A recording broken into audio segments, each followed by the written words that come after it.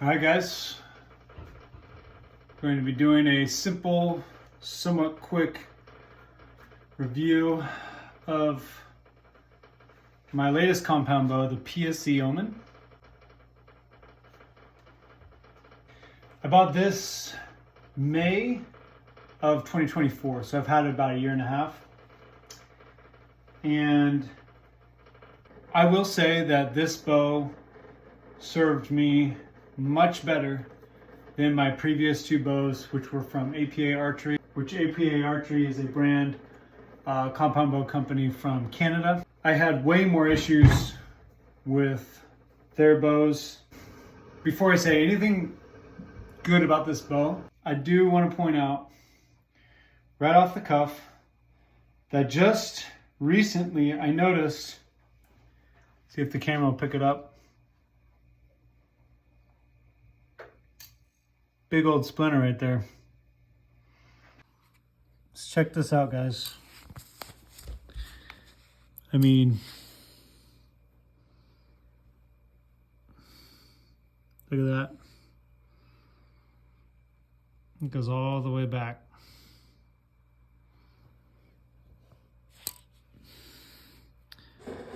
And that is definitely deep.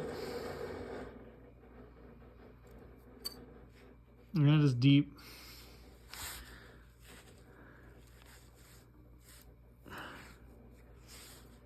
So my limb dampeners that come with the bow was inside. The limb dampeners that come with the bow were somewhat like this and was holding it down. So I really didn't notice it too much. But then my coat caught on it and I was like, what? And I looked down and I was like, whoa. And I took this off and it went all the way down to that PSE logo. So you might be thinking, well, it's just one and it's been a year and a half. There's another one up here. See if you can see that, see if it'll focus. See if I can pull on it a little bit.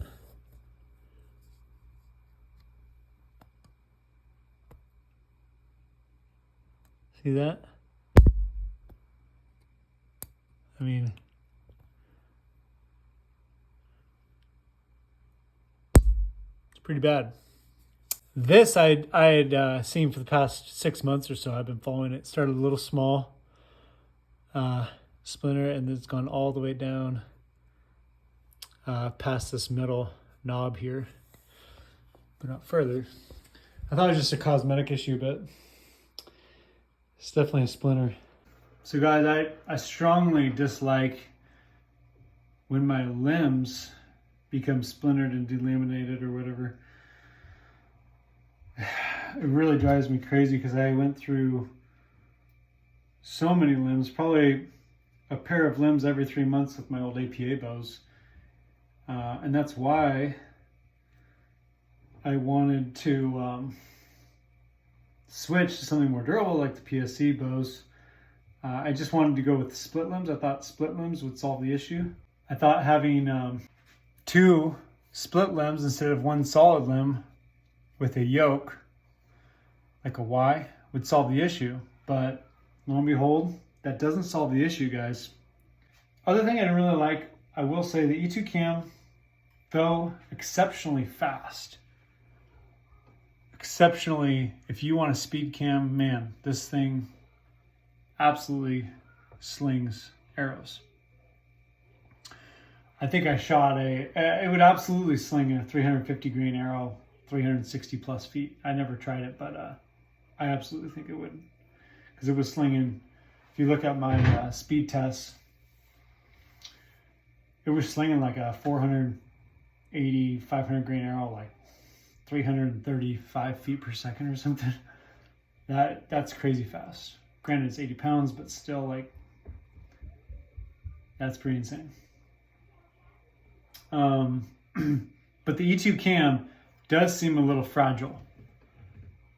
The spokes in the cam seem very finicky, very thin aluminum or whatever. If this fell, mark my words, if this fell and went on the ground, this thing would be done. I don't think this is surviving much damage. So that's one thing to keep in mind. The durability of this bow, especially given the limbs that I was talking about,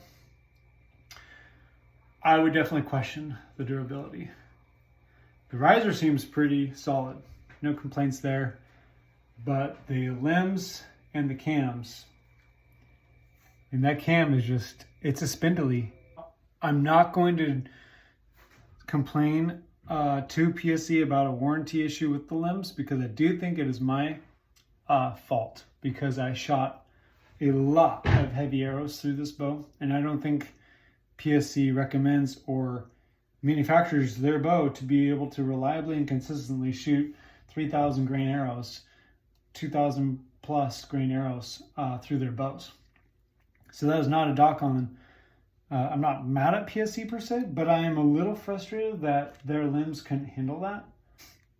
If I do get another compound bow, I will probably not be getting another PSE. I still think it's a great bow, and I still think no one should not get them. But if you're going to be shooting heavier arrows, I would not recommend it. If you're going to be shooting 1,000 grains and less, sure, why not? But I just don't like being limited that way. But I don't know. I might be jumping from compound to the recurve bandwagon.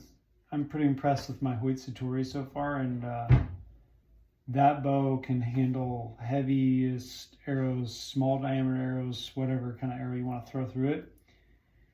And I really like that because those limbs are not as efficient, which means they're also more forgiving as far as, you know, delaminating, splintering, or breaking due to excess shock from the power of from the power stroke.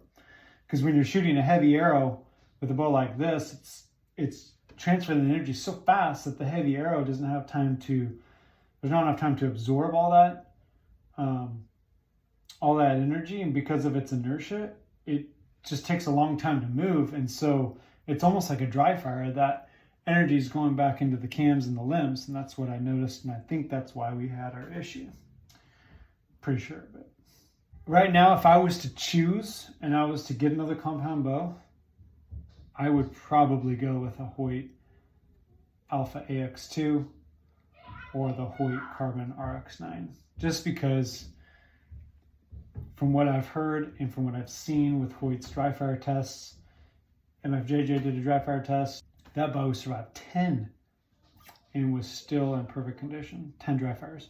And when you're shooting heavy arrows, it's basically like a mini dry fire because of how long it takes to get that arrow going, and the energy goes so fast that most of it, not all of it transfers into the arrow, and a lot of it transfers back into the limbs. So I would probably go with the Hoyt AX2 or the Carbon. If I go compound again, probably not going to be most likely with the Hoyt. We'll catch you on the next one. Stay tuned.